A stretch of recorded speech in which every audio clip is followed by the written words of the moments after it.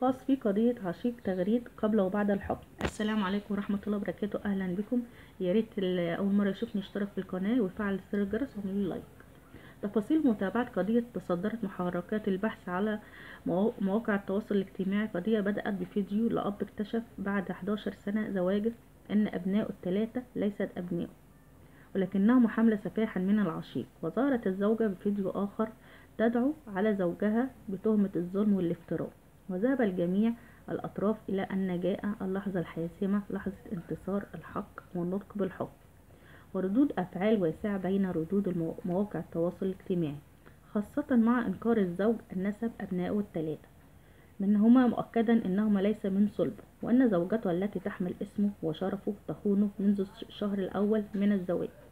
وأقام الزوج بفيديو بث على طريق لايف على مواقع التواصل الاجتماعي الفيسبوك، ملخصا: تعرضه لخيانة 11 عام من زوجته أم الأولاد التي تركها لأجل لقمة العيش، وسافرها للعمل في قطر بإحدى الفنادق الكبرى عدة أيام. ردت الزوجة تعاطفا البعض معها، وردت الزوجة بدورها على تصريحات زوجها، وأصبحت القضية في صفيح ساخن يداولها الجميع، فيما بينهما محاولين فيهما الحقيقة في ظل تضارب التصريحات بين الثنائي، فيما يلي القصة كاملة الخيانة الزوجية.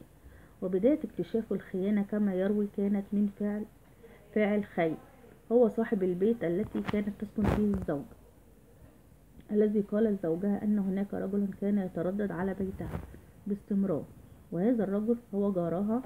قال إنه لم يتخيل أن تجمع علاقة غير شرعية بزوجته، ونشر الزوج صورا ومقاطع مصورة لزوجته مع هذا الرجل دليل الخيانة، وقال إنه عندما نزل الاستقرار في مصر منذ عام 2018 وتأسيس مشروع خاص به، وجد معاملة غريبة من زوجته، أن سلوكها غريب، حتى أرسل لها هذا الرجل دليل خيانة زوجته، فأجرى تحليل DNA للاثنين.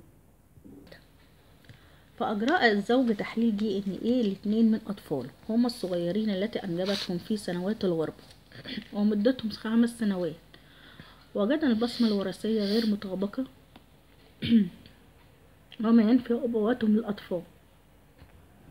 وأقام الزوج دعوى قضائية لإنكار النسب، إلا أن المحكمة رفضتها، وأقام قضية زنا حكمت فيها المحكمة على الزوجة بالحبس لمدة 3 سنوات.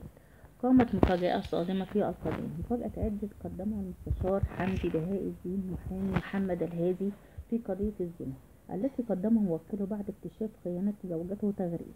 قدم المحامي أيضا نسخة من عقد إيجار لشقة باسم المتهمين بالزنا الذين قدم أنفسهم على أنهما زوجين، كما شاهد حارس العقار بأنهما قدموا الأطفال الثلاثة على أنهم أبنائهم، فضلا عن عرض نسخة من المستندات.